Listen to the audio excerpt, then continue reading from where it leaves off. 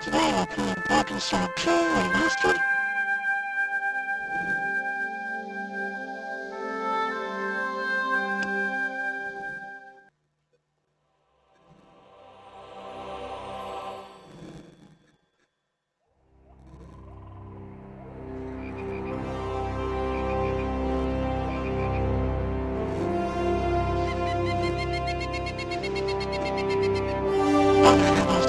This game works as I was saying.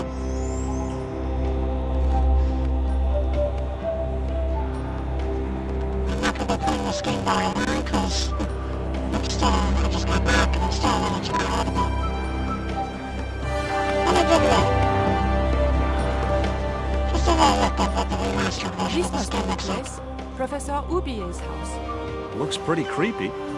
I'd been away from Paris and hadn't seen Nico for nearly 6 months. I wanted to celebrate our reunion, but she had other plans, an appointment with an archaeologist. Something to do with a Mayan stone she came across while researching a story.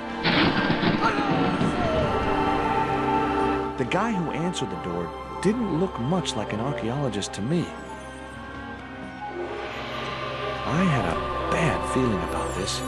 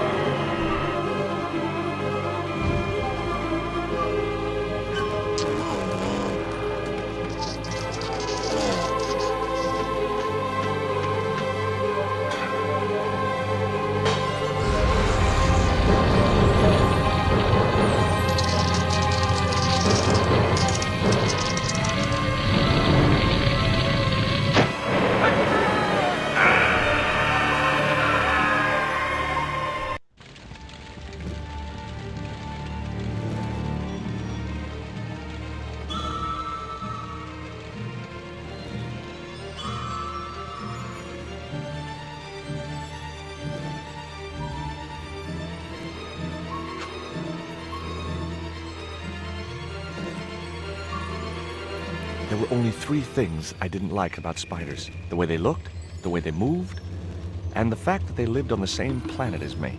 This spider was big, mean, and hairy, and definitely not a native of Europe.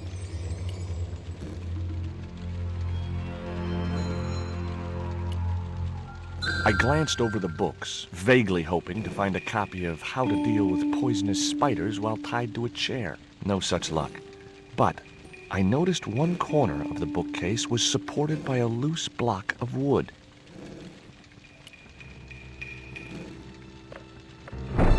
Maybe I'd been a little heavy-handed, but it was a question of survival. Of course, I was still tied to a chair in a burning house with no means of escape.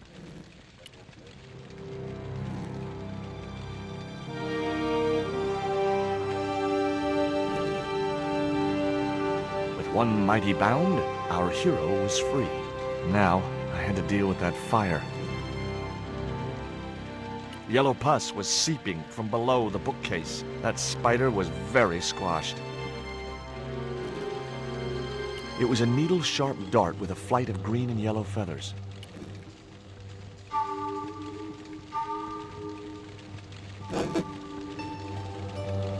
That dart was sharper than a mosquito's business end.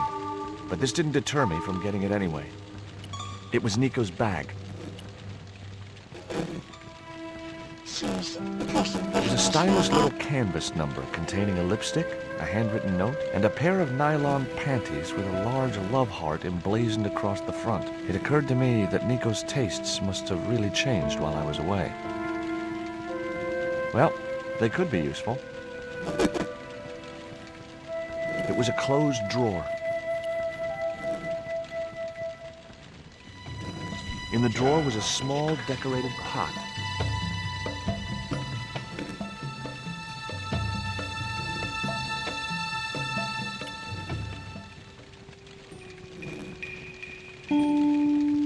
It was the box that spider had crawled from.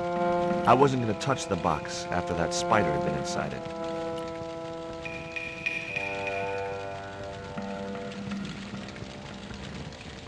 In the cabinet's wooden door was a very small keyhole.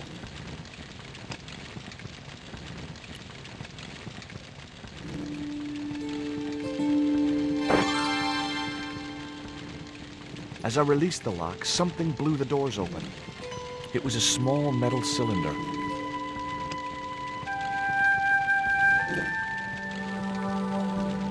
The panties I'd found in Nico's bag were just what I needed to wrap around the hot cylinder.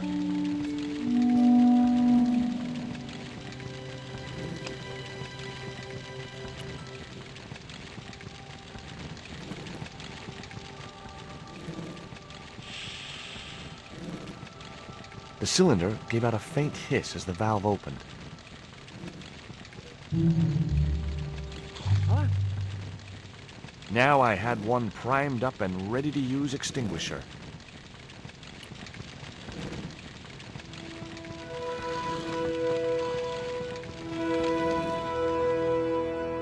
With a well-aimed squirt of his soda fountain, our unshakable hero saved the day. Now it was time to start looking for Nico.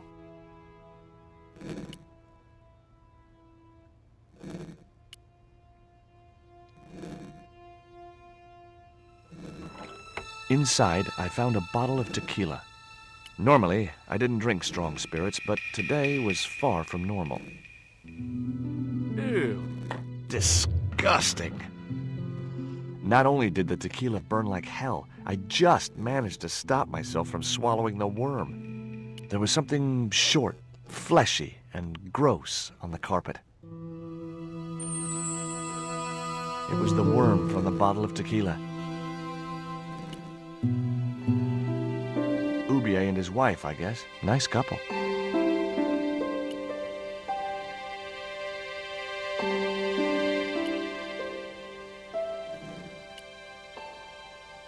I wasn't going to burn myself on that red-hot doorknob, and it wasn't the time for subtlety.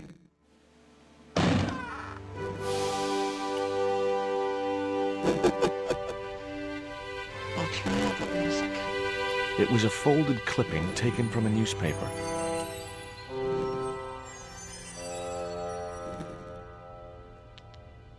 I'd found a piece of newspaper folded in two. It referred to a forthcoming eclipse of the sun. Unfortunately, it wouldn't be visible from Europe. The best place to view the eclipse would be Mexico. It was Ubier's telephone. The phone was no use to me. Apart from Nico, there was no one in Paris I wanted to call.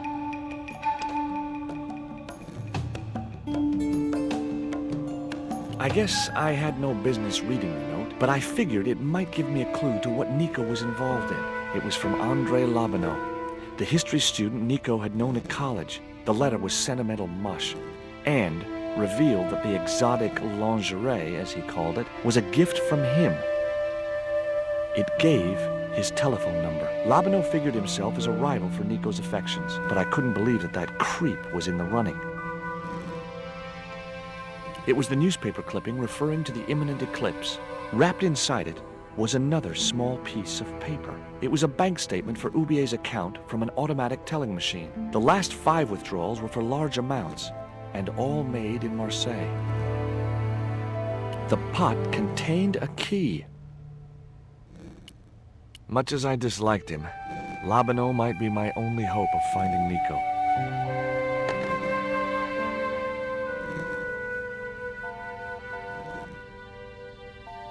Hi, Andre? Who is this? It's George Stobart, Nico's boyfriend.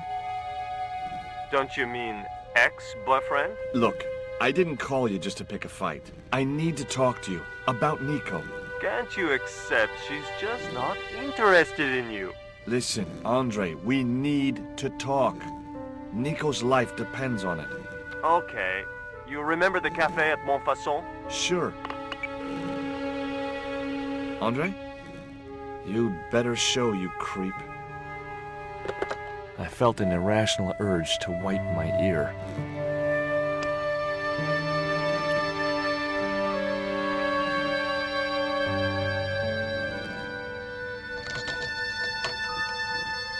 I unlocked the door. I wasn't looking forward to meeting Labino again, but he was my only link with Nico.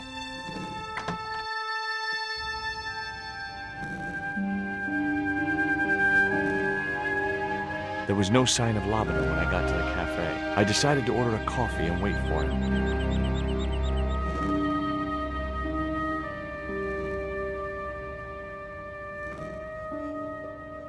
The man at the next table looked somehow familiar.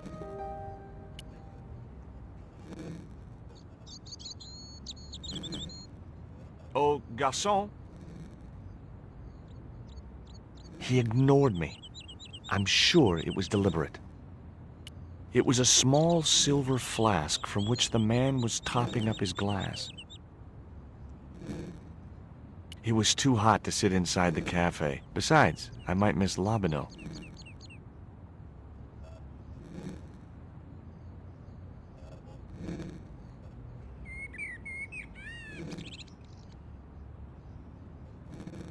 It was too hot.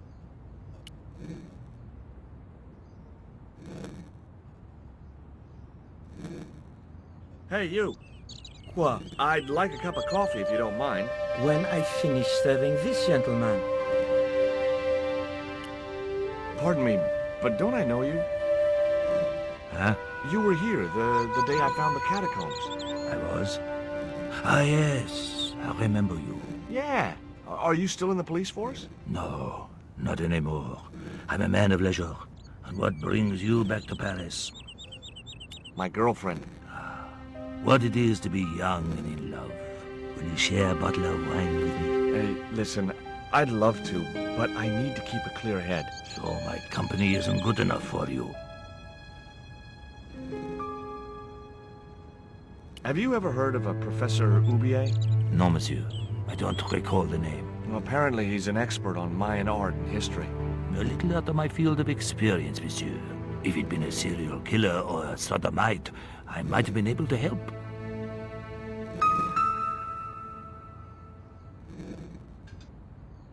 Un café. Thanks. Have you heard of Professor Oubier? Oui. He married that actress, the little dachshund. They used to come here. The nutty professor and the movie star. If Oubier's wife was a movie star, how come I never heard of her? She was big in France. The world doesn't stop at Hollywood. Her stage name was Carol Climax. She died in suspicious circumstances. How did Oubier's wife die? I heard he shot her. And got away with it? He had a good lawyer and a watertight alibi. Why would an eminent public figure like Oubier risk everything for murder? He wouldn't be the first, would he? Besides, people like him always get off. What does that guy keep pouring out of his flask? Absinthe. Absinthe? I thought that was highly dangerous and outlawed in France. It is. Don't look at me, I didn't sell it to him. Do you know a guy called André Labino? Oui, I know him. What of it? I'm supposed to meet him here. Did I miss him? No, I have not seen him today. Do you know that man over there? I should think so. He's a regular customer. That's all. Thank you.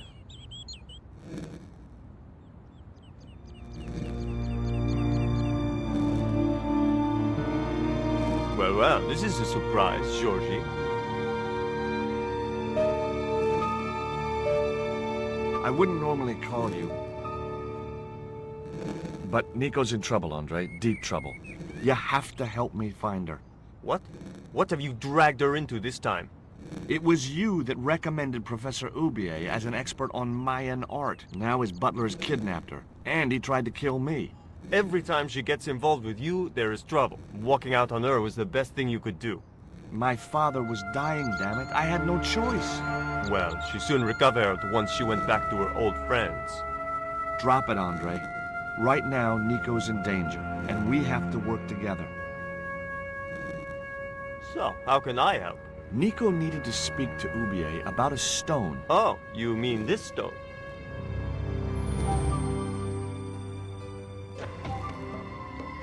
So that's what all the trouble's about. Precisely. Nicole told me to guard it with my life. Well, it's worth more than that, surely. Oh, very funny. What's funny is that your life really is on the line. What are you talking about?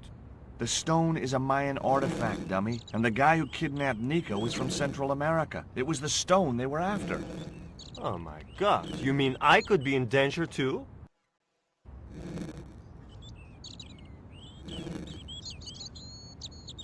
Does Ubier employ a guy from Central America? Maybe. I don't know. You never been to his house? I thought you guys were pals. Fellow academics, Georgie. It's not quite the same thing. What can you tell me about this pot? South or Central American, I'd say. I have a friend who'd be able to tell you more. Where can I find this guy? He owns a gallery on the left bank. The Gliese Gallery. What do you suppose the carving on the stone means? I don't know. I haven't shown it to anyone. Why don't you just give it to me? I don't want your death on my conscience, George. Where did Nico get the stone? I'm not sure I should tell you. Oh, you should. It was something to do with smuggling. Why didn't Nico take the stone to Ubier? I don't know. Perhaps she suspected something like this would happen. If she's been hurt, Andre, I'll break every bone in your body. No, that's typical of you. Do you think I don't care what happens to Nicole? It occurred to me that slugs don't have bones to break, but I kept that thought to myself. Tell me about your friend Ubier. He's more of a professional acquaintance than a friend. I see. So you don't really know him at all. No, I don't. See you later. Goodbye, Georgie.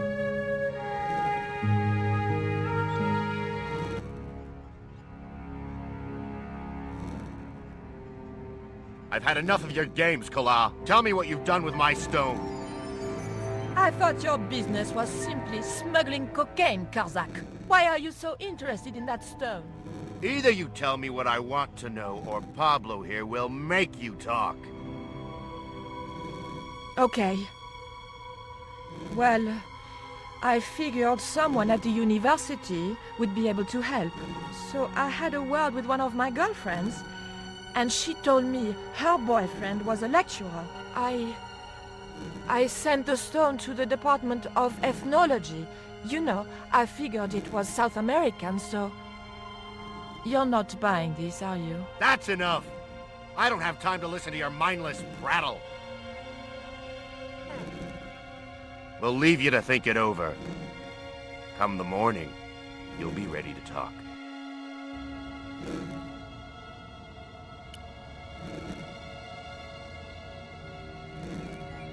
Why did you leave the police? I was forced to retire. The golden handshake. Only in my case, it was more copper than gold. How come? I was made a scapegoat to cover up the department's inefficiencies. What's that you're drinking? It's wine. The waiter said it's absinthe. That fool wouldn't know Pernod from cat's piece. Do you miss being a gendarme? Yes, of course I do. When I wore that uniform, I commanded respect. Not anymore.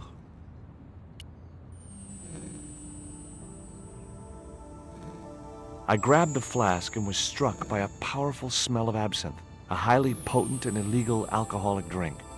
Now I had another lead. I could either go back to Ubier's house or visit the Gliese Gallery. The Gliese Gallery had style and class, but very few customers. He was a pear-shaped guy with a fine display of multiple chins.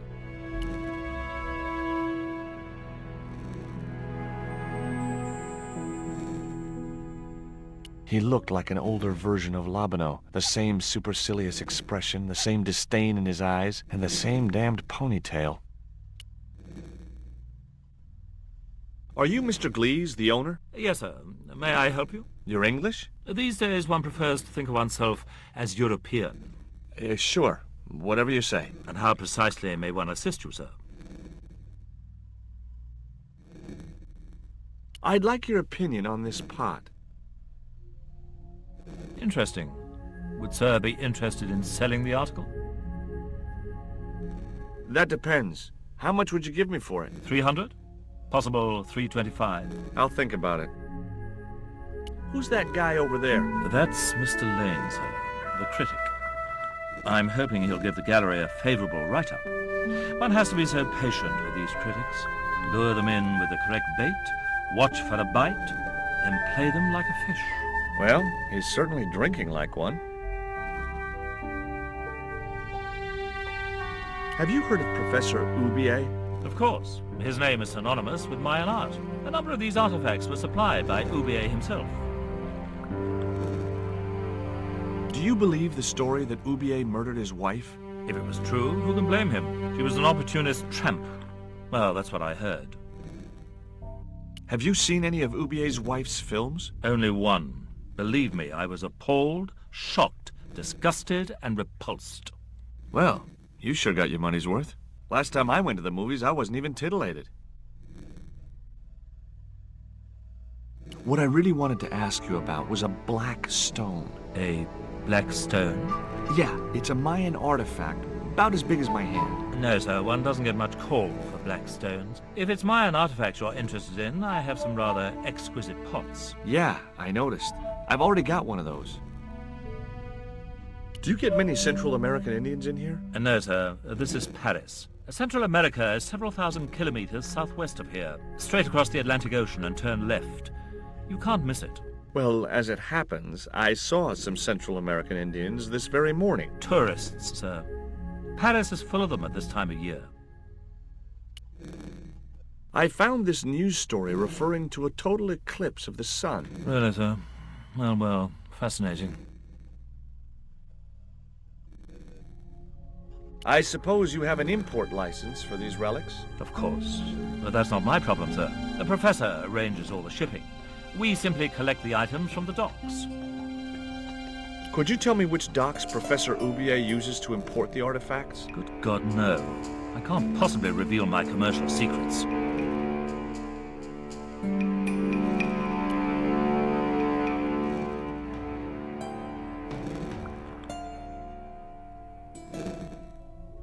You're Lane, the critic, aren't you? Correct. Can't you see I'm busy? Busy? Doing what? Appreciating the art, or depreciating it. I have a reputation to uphold. I could tell this guy was going to be hard work. What's that you're drinking? I'm not sure, but I have a suspicion it might be urine. Glees can't expect a favorable criticism of his gallery when he serves this muck. Have you heard of Professor Oubier? Yes, of course. I was at his house earlier. If you're going to drop names, you could at least name one worth dropping. I thought Oubier was a well-respected man. Why, his last book was nothing but pseudo-intellectual claptrap. The demented ramblings of a drug-dependent has-been. Would you give me your opinion on this pot, sir?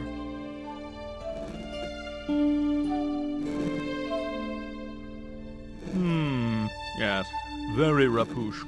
Rapouche? Hideous. What the hell do you think you're doing? You smashed my pot. Certainly, it was not only worthless, it was ugly and offensive.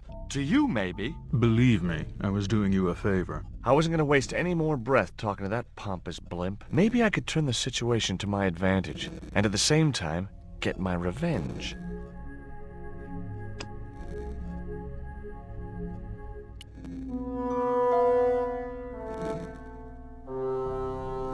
I splashed a little absinthe into the glass and hoped he wouldn't notice the change of color.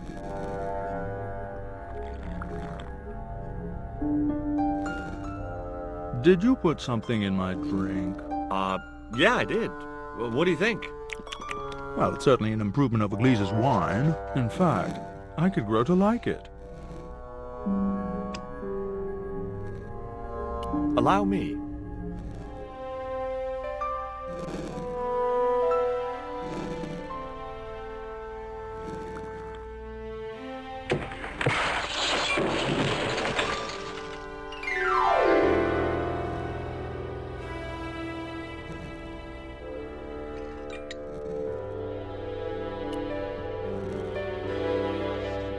Were those pots very valuable?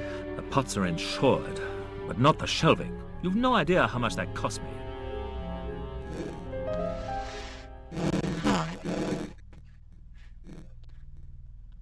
It's really regimented. Finally, a remastered version with some slight differences, so I think I'll stop here.